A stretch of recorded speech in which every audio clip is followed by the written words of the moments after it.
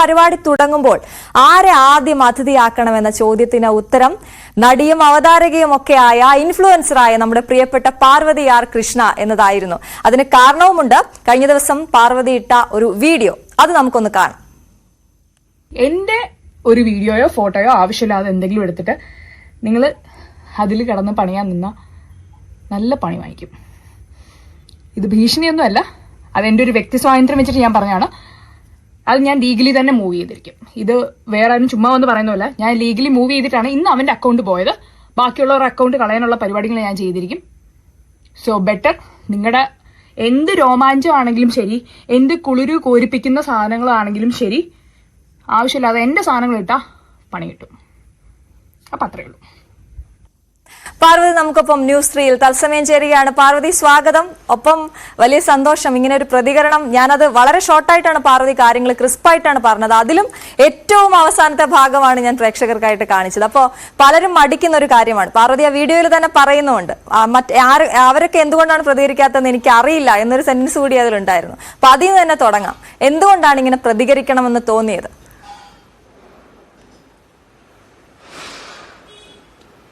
നമ്മുടെ ഒരു കേസ് വരുന്ന സമയത്തായിരിക്കും നമ്മൾ ഫസ്റ്റ് റിയാക്ട് ചെയ്യുന്നത്. അതിപ്പം എല്ലാവരും അവരവരുടെ കാര്യത്തിൽ ഭയങ്കര അധികം സെൽഫിഷാണ്.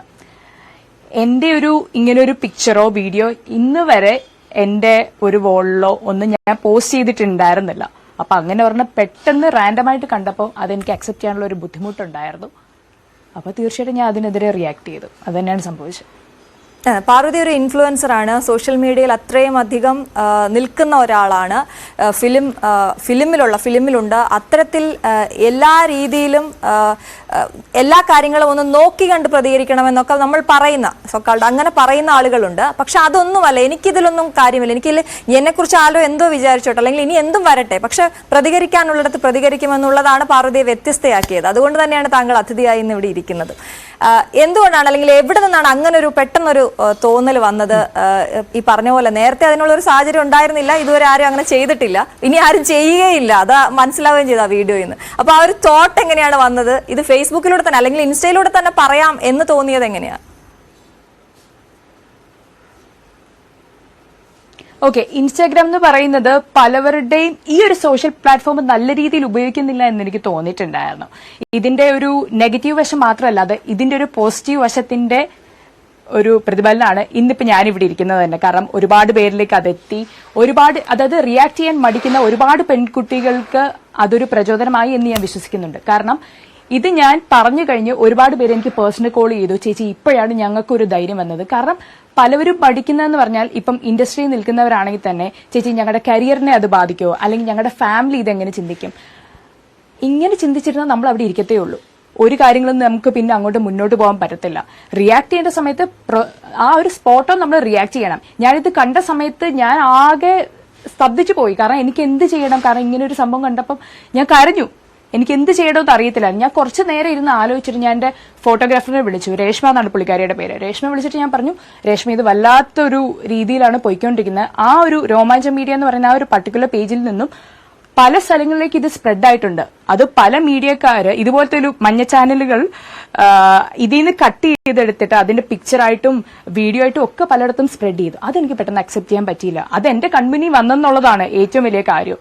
അപ്പൊ ഇതിനെ എങ്ങനെയെങ്കിലും തടയുക എന്നതായിരുന്നു ഫസ്റ്റ് ലക്ഷ്യം. അപ്പൊ ഞാൻ ആദ്യം ചെയ്തൊരു കാര്യം എന്താണെന്ന് വെച്ചാൽ ഇവർക്ക് പേഴ്സണലി ഞാൻ ടെക്സ്റ്റ് ചെയ്തു.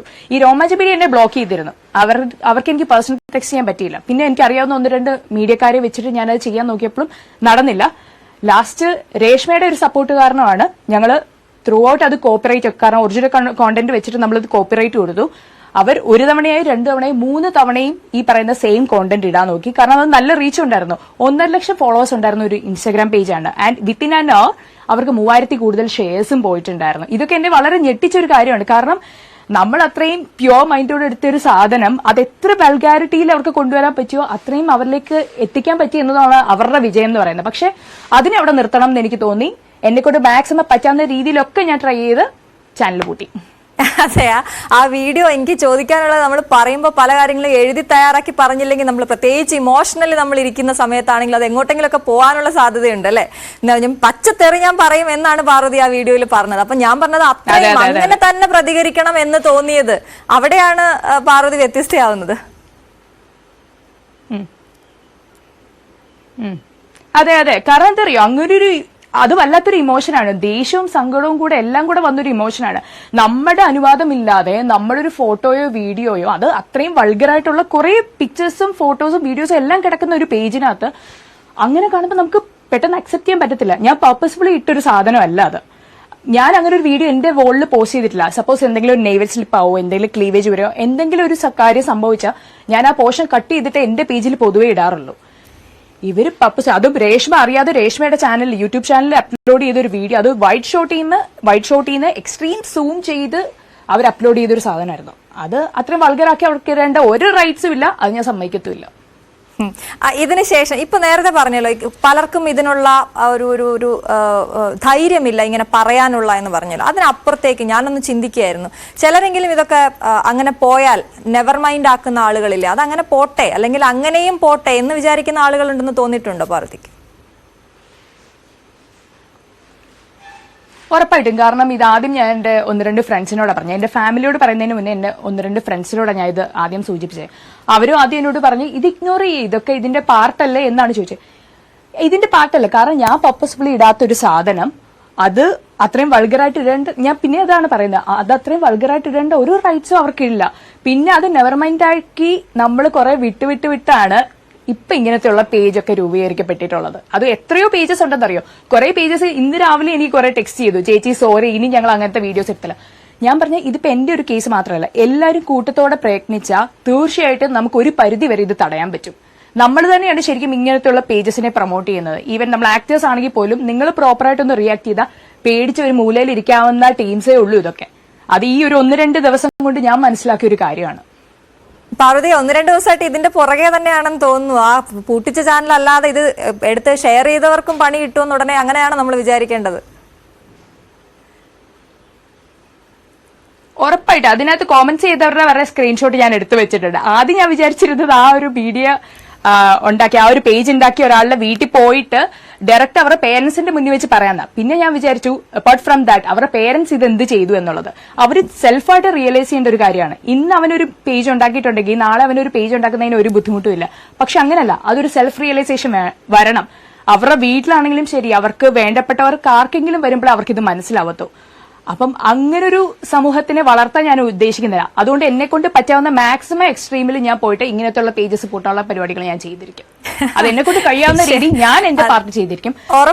ഞങ്ങളെ പോലുള്ള ചാനലുകളിൽ മാധ്യമങ്ങൾ എന്ന് പറയുമ്പോൾ ഞങ്ങൾക്ക് ഭയങ്കര ബുദ്ധിമുട്ടുള്ള ഒരു കാര്യം എന്താണെന്ന് അറിയോ പാർവതി? നമ്മുടെ മാധ്യമങ്ങൾ എന്ന് പറയുമ്പോൾ നേരത്തെ പാർവതി പറഞ്ഞ മഞ്ഞ പത്രങ്ങൾ അല്ലെങ്കിൽ മഞ്ഞ മാധ്യമങ്ങൾ എന്നൊക്കെ പറഞ്ഞതുപോലെ അവരും പറയുന്നത് ഞങ്ങൾ മാധ്യമങ്ങളാണ് എന്നുള്ളതാണ്. അവർ മാധ്യമങ്ങളല്ല എന്നുള്ളത് ഇവിടെ ഉറക്കെ പറഞ്ഞുകൊണ്ട് തന്നെ ഞാൻ ഒന്നുകൂടെ പറയട്ടെ, ഞങ്ങളുടെ പിന്തുണ പാർവതി അറിയിക്കുകയാണ്. അതുകൊണ്ടാണ് പാർവതി ഇന്ന് അതിഥിയായിട്ട് വിളിച്ചതും. കാരണം ഞാൻ ഈ 2 മാധ്യമത്തിന്, കാരണം ഞാനും ഒരു മീഡിയ വർക്ക് ചെയ്യുന്ന ഒരാളാണ്. അതെ പറഞ്ഞോളൂ. അപ്പൊ ഈ പറയുന്നത് രണ്ടിനെ ഞാൻ 2 രീതി കാണുന്ന ഒരു വ്യക്തിയാണ്. നമ്മൾ പറയത്തില്ല ഓരോ, അപ്പൊ ഈ പറയുന്ന പോലെ ഈ ഒരു ചാനലും നിങ്ങളുടേത് തമ്മിൽ ഈവൻ കമ്പയർ ചെയ്യാൻ പറ്റത്തില്ല. നിങ്ങൾ എന്തുമാത്രം പോസിറ്റീവ് കോണ്ടന്റ്സ് കൊടുക്കുന്നോ ഇതിന് എക്സ്ട്രീമാണ് ഇവർ ചെയ്യുന്നത്. അതായത് എക്സ്ട്രീം ഓപ്പോസിറ്റ് കാര്യമാണ് അവർ ചെയ്തുകൊണ്ടിരിക്കുന്നത്. അതായത് എത്ര വൾഗാരിറ്റി കൊണ്ടുവരാൻ പറ്റുമോ അവർ അത് മാത്രമാണ്. എന്നാൽ നിങ്ങളിൽ നിന്ന് നമുക്ക് കിട്ടുന്നതെന്ന് പറയും ഇതുവരെ ഇന്നേ ദിവസം വരെ ഈവൻ ന്യൂസ് ചാനലിൽ നിന്നാണെങ്കിലും അല്ലാത്ത പല മീഡിയസ്, ഇപ്പൊ എല്ലാവരും പറയാറുണ്ട് ആക്ടേഴ്സ് പോകുന്ന വഴിക്കൊക്കെ ഈ പറയുന്ന പല ചാനൽസ് വരാറുണ്ട്. പക്ഷെ ഇവരിൽ നിന്നൊന്നും എനിക്ക് വേറൊരു നെഗറ്റീവ് അനുഭവം ഉണ്ടായിട്ടില്ല. അപ്പൊ ഞാൻ വിശ്വസിക്കുന്നത് ഏതൊരു കോയിൻ എടുത്താലും അതിന് 2 വശമുണ്ട്, അല്ലെങ്കിൽ ഒരു പോസിറ്റീവ് സൈഡും ഒരു നെഗറ്റീവ് സൈഡും ഉണ്ട്. ആ നെഗറ്റീവ് സൈഡിനെ ഒതുക്കാനുള്ള പരിപാടികളാണ് ഞാൻ ചെയ്തുകൊണ്ടിരിക്കുന്നത്. പോസിറ്റീവ് സൈഡിന് എനിക്ക് തരുന്ന ആ ഒരു സപ്പോർട്ടിന് ഒരുപാട് നന്ദിയുണ്ട്. ശരി, എനിക്ക് തോന്നുന്നു ദേഷ്യത്തിലുള്ള പാർവതിയെക്കാളും പാർവതിയുടെ മുഖം എപ്പോഴും സ്മൈൽ ചെയ്ത് ചിരിച്ചിട്ടുള്ള പാർവതിയാണ് ഞങ്ങൾ കണ്ടിട്ടുള്ളത്. അപ്പൊ അതിന്റെ ഏറ്റവും പിന്നിൽ പ്രവർത്തിക്കുന്ന ആളുകൾ ആരൊക്കെയാണെന്നൊക്കെ റീലൊക്കെ വന്നിട്ടുണ്ട്. അച്ചുകുട്ടനടക്കമുള്ള ഫാമിലി മെമ്പേഴ്സ്, മകനടക്കമുള്ള ഫാമിലി മെമ്പേഴ്സ് ഉണ്ട്. ഒപ്പം കൂടെ സഹപ്രവർത്തകരെ എല്ലാവരെയും ഇട്ടിട്ടുണ്ട്. ഈ സപ്പോർട്ടിന്റെ കാര്യം പറഞ്ഞപ്പോൾ അവരെ കൂടി ഒന്ന് പറഞ്ഞു പോകാം. എങ്ങനെ പോകുന്നു കരിയറൊക്കെ? ആ ചിരിച്ചുകൊണ്ടുള്ള കുറച്ച് വർത്താനം കൂടി ഞങ്ങൾക്ക് കേൾക്കണം, അതുകൊണ്ടാണ്.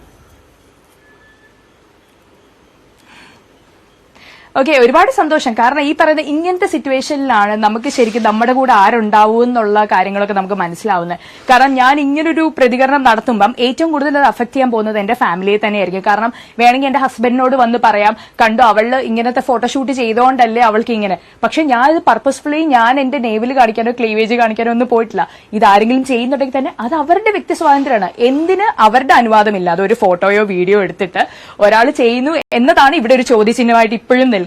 But at the same time എന്താണ് ഗോഡ്സ് ഗ്രേസ് കാരണം എന്റെ ഫാമിലി എനിക്ക് പൂർണ്ണ പിന്തുണയുണ്ട്. എല്ലാവരും ഹാപ്പി ആയിട്ട് പോകുന്നു. ഇപ്പം ബാലുവായിട്ടാണെങ്കിലും ഭയങ്കര അഭിമാനത്തോടെയാണ് എന്നെ കാണുന്നത്. കാരണം ഞാൻ എന്തെങ്കിലും ഒരു കാര്യം ഉണ്ടെങ്കിൽ തന്നെ ഡീൽ ചെയ്യും എന്നൊരു പൂർണ്ണ വിശ്വാസം അദ്ദേഹത്തിന് വന്നിട്ടുണ്ട്. അതിൽ ഞാൻ ഭയങ്കര പ്രൗഡാണ്. തീർച്ചയായിട്ടും. അപ്പം ഞങ്ങൾ ഈ ഒരു ആദ്യത്തെ എപ്പിസോഡിൽ വിളിച്ചതിൻ്റെ ഒരു കാര്യം കൂടി പറയുമ്പോൾ ഒരുപാട് ഹെൽത്തിനെ കുറിച്ചൊക്കെ കോൺഷ്യസ് ആയിട്ടുള്ള ഒരാളാണ്. ഒരുപാട് ഹെൽത്തി കാര്യങ്ങളും ടിപ്സും ഒക്കെ ആളുകൾക്ക് പറഞ്ഞു കൊടുക്കുന്ന ആളാണ് അല്ലേ. അപ്പോൾ എങ്ങനെയാണ് അതുമായിട്ട് ബന്ധപ്പെട്ട കാര്യങ്ങൾ? ജിമ്മിലൊക്കെ പോകുന്നുണ്ടോ? വർക്കൗട്ടും കാര്യങ്ങളൊക്കെ എങ്ങനെയാണ്? ഭക്ഷണം എങ്ങനെ പോകുന്നു കാര്യങ്ങളൊക്കെ?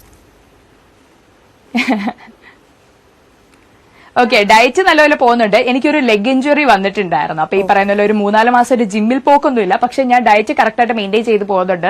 ഇപ്പൊ കഴിഞ്ഞ ദിവസം ഇതുപോലെ ഒരു പ്രൊഡക്റ്റ് ഒക്കെ യൂസ് ചെയ്തപ്പോൾ എനിക്ക് ചെറിയ പിമ്പിൾസ് ഒക്കെ വന്നു തുടങ്ങി. ഇപ്പൊ അതൊന്ന് മാറ്റാനുള്ള ഒരു ഓട്ടത്തിലാണ്. ബട്ട് സ്റ്റിൽ സ്കിൻ കെയറും എല്ലാം നല്ല പ്രോപ്പർ ആയിട്ട് പോകുന്നുണ്ട്. ഇതിന്റെ കൂട്ടത്തിൽ ഫേസ് യോഗ സ്റ്റാർട്ട് ചെയ്തു. നെക്സ്റ്റ് മന്ത് ഒരു പടം ഇറങ്ങുന്നുണ്ട്, ഒരു വെബ് സീരീസ് ഇറങ്ങുന്നുണ്ട് സോണിക്ക് വേണ്ടിയിട്ട്, ഐസ് എന്ന് പറഞ്ഞിട്ട് മനു അശോകന്റെയാണ്. അപ്പം അതിനുവേണ്ടി വെയിറ്റിംഗ് ആണ്. ഒരു 1-2 പടം ഡബ് ചെയ്തു. അഭിലാഷം, ഷംസു സാഹിബയുടെ അഭിലാഷം എന്ന് പറഞ്ഞ പടത്തില് തൻവിക്ക് വേണ്ടി ഞാനാണ് ഡബ് ചെയ്തേക്കുന്നത്. അപ്പം ഇനി അങ്ങോട്ട് waiting for good movies, good characters. അടിപൊളി. നല്ല തിരക്കുള്ള ആളായി മാറട്ടെ. തിരക്കുള്ളതാണല്ലോ നമുക്ക് എപ്പോഴും ഇഷ്ടവും. അതിനൊരു ആശംസ നേരുകയാണ്. അപ്പം കഴിഞ്ഞ ഏറ്റവും പുതിയ ഇത് ഈ പിമ്പിൾ കുരു വന്നതിന് ഒരു പ്രോഡക്റ്റ് ഉപയോഗിച്ച് കുരു വന്നതിനെ കുറിച്ച് പറഞ്ഞു. അപ്പോൾ എന്ത് കാര്യങ്ങളും തുറന്നു പറയുന്ന വളരെ സ്ട്രെയിറ്റ് ഫോർവേഡ് ആയിട്ട് നിൽക്കുന്ന ഒരാളാണ്. മക്കാന കഴിക്കുന്ന ഒരു വീഡിയോ ഞാൻ കണ്ടിരുന്നു ഇൻസ്റ്റാഗ്രാമിൽ. അപ്പം മക്കാനെ കുറിച്ച് ഇപ്പോൾ ഒരുപാട് ചർച്ചകൾ നടക്കുകയാണ്. അത് പരസ്യത്തിന് വേണ്ടി ചെയ്തതാണോ അതോ അങ്ങനെ കഴിക്കാറുണ്ടോ? ഡയറ്റിൽ ഉൾപ്പെടുത്തുന്നുണ്ടോ? അല്ലല്ല, ഞാൻ സ്ഥിരം കഴിക്കുന്നത്. എനിക്ക് ഭയങ്കര ഇഷ്ടമുള്ള ഒരു സാധനമാണ് മക്കന എന്ന് പറയുന്നത്. ഇപ്പം എന്റെ മകനാണെങ്കിലും ശരി, അച്ചുക്കുട്ടനാണെങ്കിലും ശരി, എനിക്കാണെങ്കിലും ശരി, ഞങ്ങളുടെ ഇഷ്ടപ്പെട്ട ഒരു സ്നാക്കാണ്. അത് വെച്ചിട്ട് തന്നെ ഞാൻ ഡിഫറെന്റ് ഓരോ വെറൈറ്റീസ് ഒക്കെ ഉണ്ടാക്കാറുണ്ട്. It's so healthy. Okay, thank U. അപ്പം എന്തായാലും എല്ലാവിധ ആശംസകളും ഞങ്ങൾ അറിയിക്കുകയാണ്. ഞങ്ങളുടെ ആദ്യത്തെ ഗസ്റ്റ് ആണ്. അപ്പൊ ഈ പരിപാടി അടിപൊളിയായിട്ട് പോട്ടെ, അതിനൊരു ആശംസകൾ കൂടി ഞങ്ങൾ പ്രതീക്ഷിക്കുകയാണ്. Okay, thank you. തീർച്ചയായിട്ടും ഈ ഒരു പരിപാടി ഒരുപാട് പെൺകുട്ടികൾക്കും ഒരുപാട് ഒരു വുമൺ സപ്പോർട്ട് ഉണ്ടാവുന്ന വലിയൊരു പരിപാടിയായിട്ട് മറ്റേ ഒരുപാട് പേരിലേക്ക് എത്തട്ടെ. Thank you so much Parvathi. Thank U.